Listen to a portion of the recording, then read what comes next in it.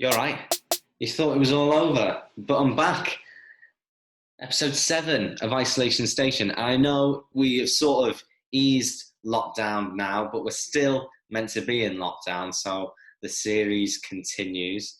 And a lot of things have been happening since my last episode. I feel like the world has gone mad. So, to talk about all the things that have been going on, as well as isolation and lockdown, I have got a great guest joining me today. He is a great singer-songwriter. He came second on season 8 of The X Factor back in 2011, and he's one of Liverpool's finest. It's Marcus Collins. It is a pleasure to be joined by the one and only Marcus Collins. Thank you very much for joining me. How are you feeling? I'm feeling good. You know what? This hay fever has been a lot this summer. My normal medication isn't working for hay fever, so everything's a bit worse than normal. So I feel a bit bummed up. But you know what? I'm in good spirits otherwise. Yeah, oh, brilliant. I've got so many questions to ask you. I had to cut a load of questions because I thought we're going to be here for hours. So I think before we talk about lockdown and isolation and sort of what you've been getting up to, I have to say you've been a great person to be following during these crazy times. Of course, you're a big activist for Black Lives Matter. So how important has these last few weeks been for you to get your message across? It's been absolutely imperative that Black people and allies, advocates for Black Lives Matter come together. See the way the heavens opened as I started speaking on it? It's so important that everybody comes together in these moments. Obviously, George Floyd was just yet another person whose life was taken away for something unnecessarily. So I believe that these past couple of months have been so important for not only Liverpool, for the United Kingdom, for the world. Like, everyone is coming together and saying, we see this now. And, you know, I recommended some books on my social media platforms, and like, thank God people saw, because all the books sold out.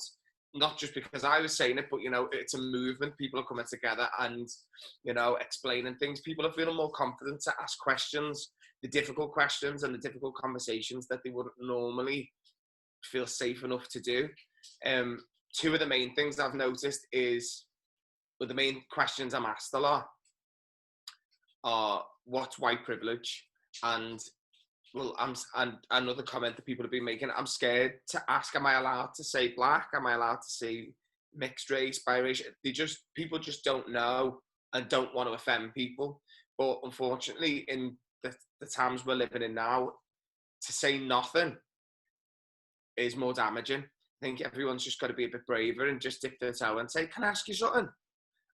It's as simple, if you can ask somebody what their name is, if you're not sure how to pronounce it, then you can ask this question. You can ask any question if you're comfortable enough to do that. So not only, you know, introduce yourself, what's your name? How do you identify? I identify as mixed race or black.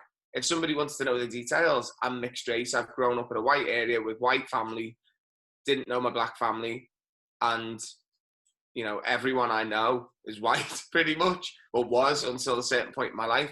But you'd see me in the street and I've had people say, oh, mine's out the way of the black fella. And I'm like, oh, I didn't realise, I didn't put the two and two together when I was younger. It's when I got older I was like, okay, cool, I get it now.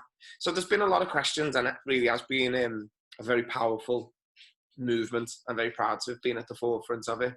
Yeah, and it is 2020 as well, and we are supposed to be a sort of woke and broad-minded society, but many people are sort of not catching the drift of the message. Like some people are bringing forward the idea, only a small minority, of the idea of like all lives matter and white lives matter. So what is your sort of take on the idea of all lives matter and white lives matter?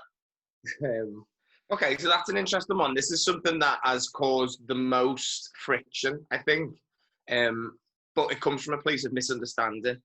And as you say, it is 2020. I was watching Around the Red Table, which is a Facebook, weekly or monthly thing that has different videos and different guests on, with Jada Pinkett Smith and Will Smith. And they had Dr. Angela Davis on, who is, you know, an incredible, iconic woman for civil rights. So she was on there and she was talking about, it is 2020 and people should be woke. She said people aren't woke yet. They're waking up. They're not woke just yet. In regards to All Lives Matter and White Lives Matter, white lives have always mattered and all lives always matter. That has never been something that people are out there trying to discredit. The facts are the numbers of black people who are killed from police brutality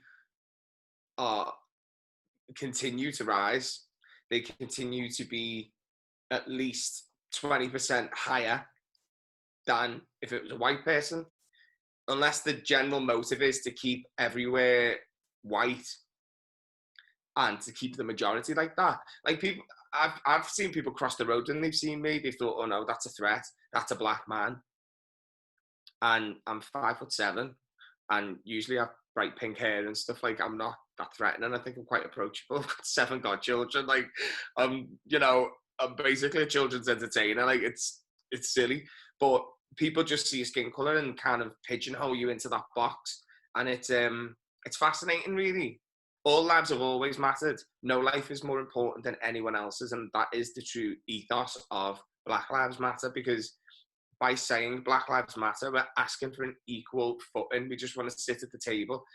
But white privilege means that the colour of your skin isn't something that's going to go against you succeeding in the world. It's not another thing that's going to contribute to you being in danger, being able to earn money, facing police brutality, having your papers marked down in university because you have a foreign sounding name, being able to get a job because you have a foreign sounding name. There's been times when you can go for interviews and you'd be talking to someone on the phone, then you walk in the building and they're like, oh, like parents are naming mixed ethnicity children more white European sounding names to give them a better chance at getting a job. So if you're in that position, you're obviously having to deny your own culture and your own heritage. You can't just be authentically yourself. So for me, that's what white privilege is. Yeah, absolutely, brilliantly said. And have you ever been pulled over by police? I was pulled over by the police twice this year already. Right. I've been pulled over by the police when I was driving a brand new convertible, which I bought from my friend, who sold it to me at discount because I'd just done well on X Factor and managed to save some money. So she was like, oh, you've done really well, I'll sort it out. And she worked for the police. So the police pulled me over and were like, do you know why I've stopped you? And I was like, literally no idea. Like, I don't know, like, what's going on? And they were like, yeah, your fog lights. There's something about the lights. Like, I'd had the car about 48 hours. So maybe the lights are on the wrong setting, but seemed a bit much. You know what I mean? Like, I was like, okay, cool. And the minute I said my name and gave my details in, they were like, oh, it's you. And then that becomes a whole other conversation then of, oh, we've got someone that, is it from the entertainment industry? We're going to grill them. So that's another thing. Yeah. So other than sort of like a police site, have you experienced racism either like growing up or like on social media? Yeah, absolutely. I've seen examples of racism on social media just yesterday. But that's almost impossible to police. And I think you have to be very careful about what you post and about what you side with and who you raise your voice for and what. So I choose my battles as best as I can on social media. And if it's simpler to delete and block, I'm not a fan of this cancel culture where you delete and block. It's not really my thing, but sometimes it's necessary. Please excuse my hay fever. I really can't breathe. Okay. I'm struggling. I'm like, on top of that, yeah, I've experienced racism. Yeah, I've had names shouted at me. I've had things set on fire outside the house. I've had people follow me. I've had people racially abuse me in the street. I've had people fetishize me on dating apps. I've had, you name it, like I've had restraining orders on people. I've been jumped. It's just something you come to experience and understand growing up as a person of colour in Liverpool and in England, in the UK. That's my experience. I can't imagine some of the things that you've gone through. How do you sort of react when sort of people challenge you on social media, either like Twitter or Instagram? Twitter seems to be mostly the most toxic place. So how do you react to sort of people who challenge you? I don't really go on it that often, to be honest. Twitter is the biggest platform on my socials across the umbrella of everything I have. Twitter is the biggest one. It was kind of big in 2011. You know, can you really trust a platform that allows Katie Hopkins and Donald Trump free reign to just spout racist hate knowingly? Obviously, Katie Hopkins has been removed from socials for a bit. Well, permanently, I'm told. Thank God. Thank you, Black Jesus. Hallelujah. So yeah, that's what I'm up to with that. But how do I respond? I pick my battles. Is it worth it? Am I going to educate this person? 9 times out of 10, they're about 8 years of age, sitting in the, you know, using the mum's laptop, trying to just get a reaction. This cancel culture as well, like at the minute, people are posting up. Like it used to be, oh, met Little Mix, met Marcus, met Amelia Liddy, met these people in my day. In my day. Cloud. But literally it used to be that, like, met this person, then met this person, and slowly it transitioned from that into was blocked by this person on this day, got called 4-letter word by this person. And people, what they don't realise they're actually doing is saying, hello, I'm here, notice me, hello, I need attention too, hello. You're like, okay, cool, I get it. Yeah, sometimes you can't help yourself, can you? It's like sometimes it just winds you up so much you think, I have to say something, and you just sort of like regret it straight away. Or you think of something after saying, oh, do you know what? I could have said this.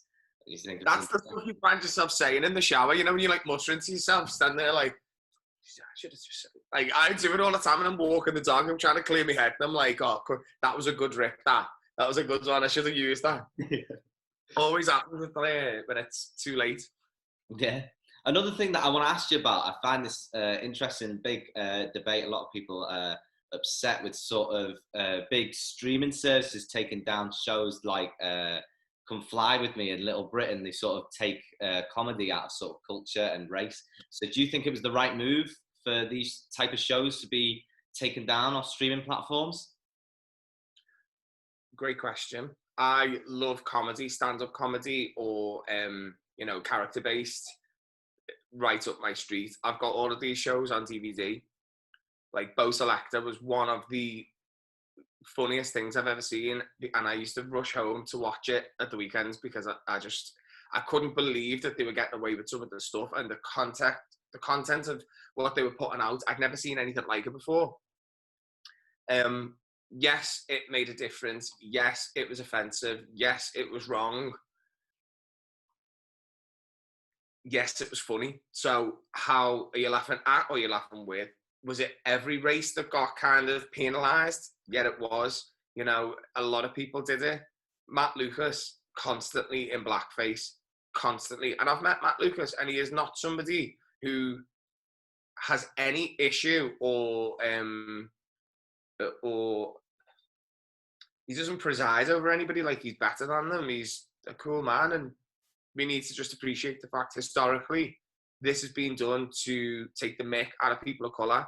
This has been done whilst slavery was probably still allowed. Do you know what I mean? Whilst civil rights weren't even enforced. Like, this is just not okay. And it might be history, and it might have been legal then, but it's not really PC now. So we don't have to perpetuate that. I mean, how do you feel? I don't know how you feel about this. I'm going to ask you, but I'm thinking about the streets in Liverpool that are named after the slave owners, and all the properties up towards the women's, which I was lucky enough to be able to rent one of them out, and I filmed a Come Down With Me episode there because I'm just drawn to that side of town. I just love it, and the buildings are so beautiful, but they are built on slavery. No, absolutely. Like you said, the whole of Liverpool was basically built on the slave trade, and obviously there's statues and the names that are after it, but I think it's more of a reflection that we should do rather than a rebellion against it.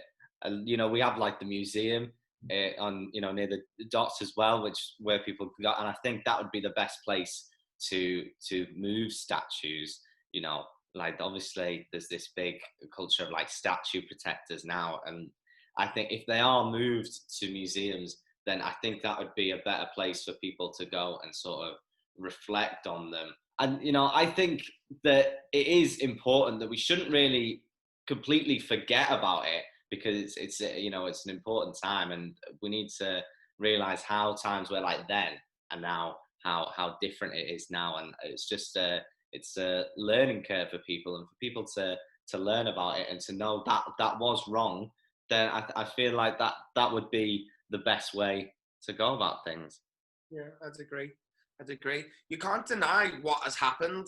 All you can do is remember it in a way that is going to be educational and as respectful. You know, I've heard so many conversations about, well, the Thatcher statue, get it down, wants to get in the water, blah, blah, blah, blah, blah.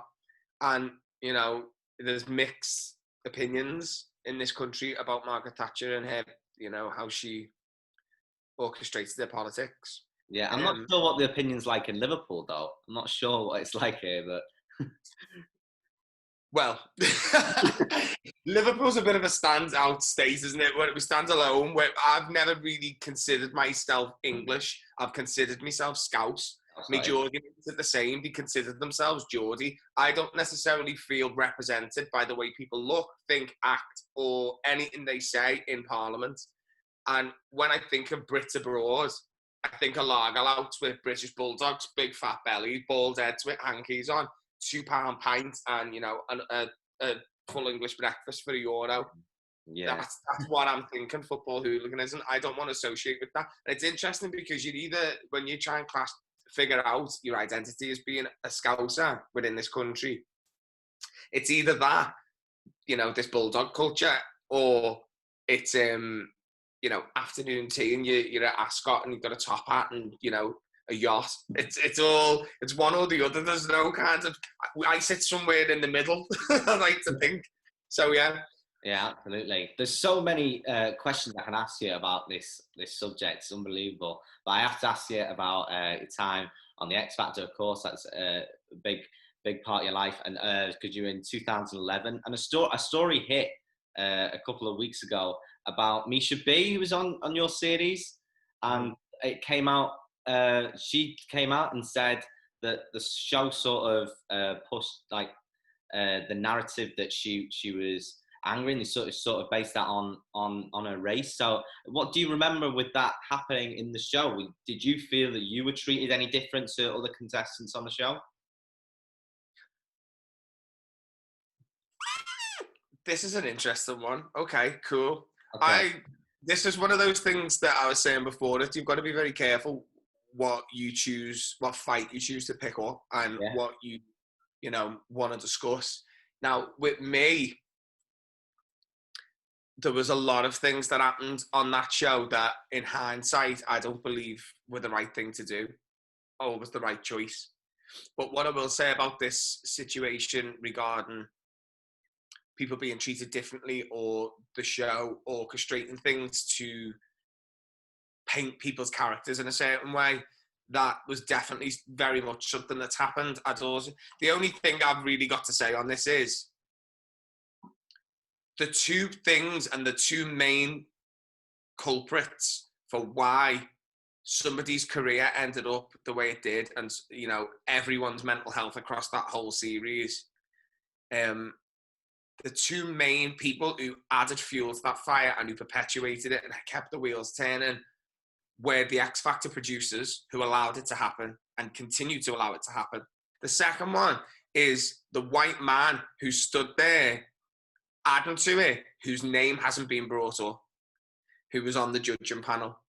Wasn't Gary Barlow, because he spoke out and was like, no. Wasn't Kelly Rowland, as a black woman, it was her act. She was like, no.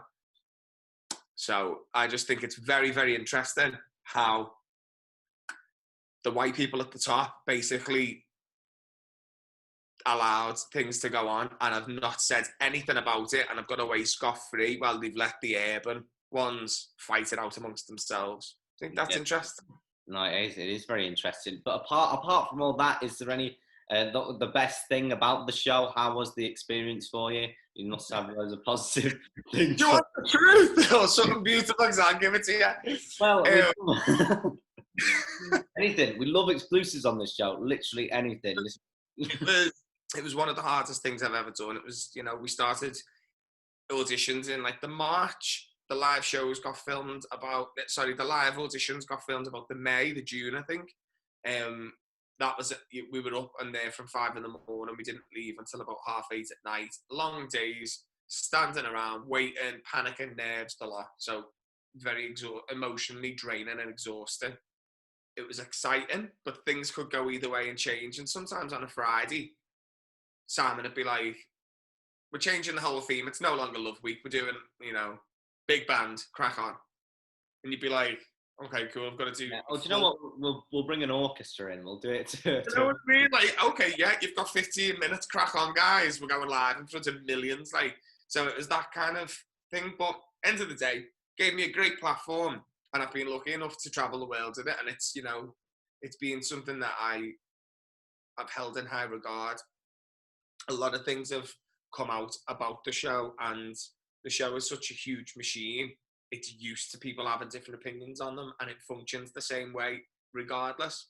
So I really don't know how to tackle it, but it was the best of times and it was the worst of times, and I would never do it again, and I would never advise anyone to do it. Right, yeah. That's bad, isn't it? Sorry, I don't want to kill your hopes and dreams, but as Jennifer Lewis said in her book, the elevator to success is broken. Take the stairs. If you want something, work hard for it. Behind the scenes, do the graft. Because I've known so many people who've thought, oh, I can just go on X Factor and get famous. Oh, I'll just go on. And I had people ringing our salon when I was still hairdressing and saying, oh, can Marcus fit me in on Wednesday? And they were like, oh, he's in the X Factor, he's not here. And they were like, oh, I thought he only did like 20 minutes on a Saturday night. I thought he'd be in the salon. People don't realise the amount of stuff that goes on behind the scenes. So, great positives, got to meet some amazing people, and, I've made some incredible friendships that have lasted for coming up to a decade. Also, some great people on your series. Who are you sort of keeping in touch with? Please tell me you can still stay in touch with Johnny Robinson. Please stay in touch with him. You know what? I was watching UK Gold the other week, and he come on as who was he now? Was he Boy George? I think he come on as Boy George. Oh, I was screaming. Yeah, speak to Johnny on Twitter. He's a scream. Hello. He's a howling. What a fella.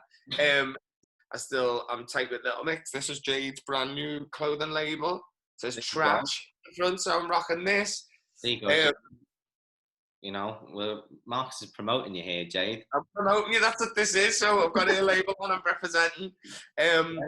Yeah, and I still speak to Misha. We spoke last week. There's a lot of people, and I spoke to Craig Colton as well, Liverpool's own. Yesterday, I did a cover of a Jessie J song a couple of days ago and posted it out. I was part of like this big remix thing, and he was like, "Oh, I'm gonna forward it. I'm gonna send it to Jessie." And I was like, "Oh, sweet, nice one." Like, people still got their contacts. People are still in the industry, working quietly behind the scenes and still supporting each other. And X Factor was a gift and a curse, but I'm so glad I did it. Because it's got me to where I am today, and I'm so proud of myself for doing it. I'm so proud of Liverpool for standing behind me and supporting me. I don't underestimate it. I don't take it for granted. It just could have been kinder. And we had a lot of runner-ups. I feel like every runner-up was from Liverpool on the X Factor. Ray Quinn, Rebecca Ferguson. Yeah. Mark Yeah. Yes. Good.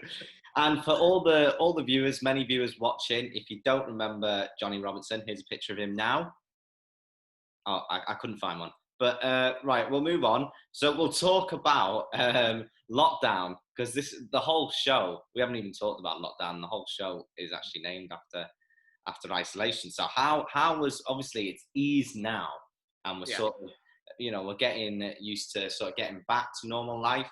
Obviously, hopefully pubs are going to be opening very soon. What was lockdown like when it was the full force, when it was like no one go anywhere, only one exercise a day? How was that for you? At first, I thought, you know what, I can handle this. Like, I've toured, I've spent a lot of time in countries where I've been, um, a bit isolated and not being able to go places or do much. So I thought I'd be okay with it. My partner's in Ireland with his family, and it's been a really um, a time for introspection. It's been a lot of working through my own demons and trying to distract myself by keeping busy.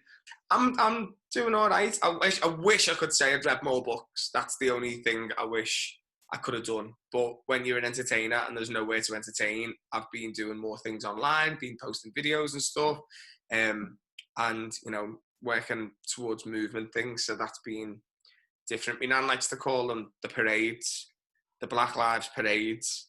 Parades. I said, so there's a difference with a parade. I feel like there's a marching band and like cake. Yeah. This isn't so much a parade. It's like people risking them. Past, maybe. Yeah, it's a lot.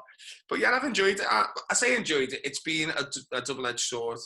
I do feel like I may have slowly become an alcoholic functioning. Yeah. I say this with Corona back. From you. Sorry. That had whiskey in it, so don't worry. But how have you found it?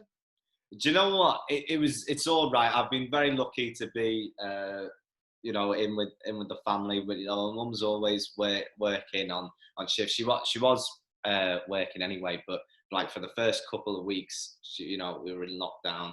So like it was good to sort of spend time with each other. It's going on stage for me because it's like you get such a buzz off it if I'm like presenting like an event or I'm doing stand up or anything like that. It's that buzz that you get and the reaction with people, and having that like making videos and sort of not seeing like the reaction straight away it's just been weird for me. Most of my family don't find me funny anyway, so it's very hard trying like material on them and then just going, shut up, just speak to someone else. Yeah. Ring me. Just ring me on this. I'll let you know. Okay, thank you. Brilliant. Now, I've asked you loads of big questions, and it doesn't get much bigger than the question fez. Have you heard of it? I have. Yeah. You have? Really? Yeah. Yeah. Oh, brilliant. Brilliant. That's the You're first one. You're a big deal. I hope so. So you know how it works then? Random questions in a fez. I actually don't know what they are. My mum and dad and my brother have wrote them. It's just loads of random ones. This is where the show goes a bit downhill. So it's time for the question fez. Hopefully a question fez is going to shoot across the screen right now. And here it is, the one and only question fez. I was thinking of maybe a new segment that I could come up with the show, but I got tired and just thought, you know what, we'll do the question fez again. We might as well. Everyone loves it. It's a hit, I think. So we'll just pick one out. Okay. Oh, this is a good one. Who is your most famous contact in your phone? We love a name drop on the show. Gary Barlow, maybe, or that's a good one. Like Little Mix. I don't know. Yeah. Got a couple of people I know. A few people off the telly. Not loads. Yeah. I've got. Obviously, I can't beat Gary Barlow and Little Mix. But I think Dave Kelly is a big star in Liverpool anyway. And now in the Cayman Islands. So thank you, Dave. Yes. Phone number. Okay. Right, second question. Okay, bit of a serious one. So what is your weirdest regret? Serious. So it doesn't have to be, anything as philosophical. Got it. Okay, so I have one regret. And I'm not supposed to have any, but I have one. And I was asked to do a performance for something.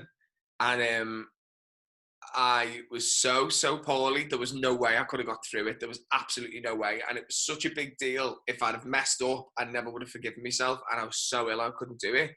And it was a performance on the West End, and I couldn't do it. And I live with that every day of thinking I should have just went on and coughed and spluttered and sneezed and sang out of tune and all that, and it hangs on me. It's at the back of my mind now and then.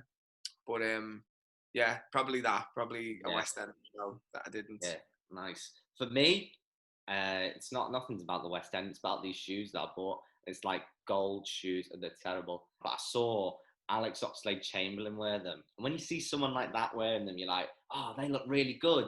And then thinking, hang on, I'm not going to look as good as Alex Oxlade-Chamberlain in these gold shoes as I think I will. So I just bought them, and I wore them like on holiday last year, and that was probably the last time I wore them. So are they trainers or like a smart shoe? no, they're like trainers. They're like huge trainers, big bubble on the bottom, black and gold, mental. I only know who Alex Chamberlain is because he's going out with Perry. That's literally it. I wouldn't have a clue. Of course. Yeah, you could put the word in, couldn't you? You could put the word in about me buying shoes because I saw him wearing them. But don't tell me my biggest regret. To be honest, I don't think he buys his own clothes. To be honest, I think people do it for him. Right, yeah. Like this is the last one in the Fez. Okay, go on, hit me. Ready. What is this is a good one. This is the exclusive that everyone wants. What is your favourite pizza topping? Brilliant question. It's going to be controversial, you know. Yeah. Because I'm one for a Hawaiian. Give me ham, pineapple, and a mushroom. I'm there. Nice. I was going to ask, that would be my follow-up question. What would be pineapple on it as well? But yeah. I live for pineapple. I have pineapple with everything. I just love it. So that would be sweet for me. If you can get a bit of pepperoni in there as well, you've smashed it. Do you know what I mean? Yeah. What do you think about barbecue base? Are you into that? Or is that a step too far? I've had it, but it didn't blow me away. Like, it didn't blow my mind. Right. I ordered thin and crispy from a local pizza shop recently. And I've only ever really had the big, thick, you know, like cheese-filled crusts and all that. But I think it was quite nice, but a bit dainty for me. I like a big, beefy pizza. I like something that I'm going to be like, I can't move. You know what I mean? Big, girthy pizza with pineapple on. Yeah. What a great way to end the interview. That is all the questions on the question phase. Marcus, thank you so much for joining me, talking about loads of things there. So thank you very much. And I hope you're all well, and I hope to see you soon. Hope to see you soon when lockdown is over. Yes, man. Stay safe. All right. Cheers, Marcus. See you in a bit. Bye. Thanks for having me on Isolation Station with Owen Adams. This has been an absolute brilliant chat. So do tune in and make sure you're watching.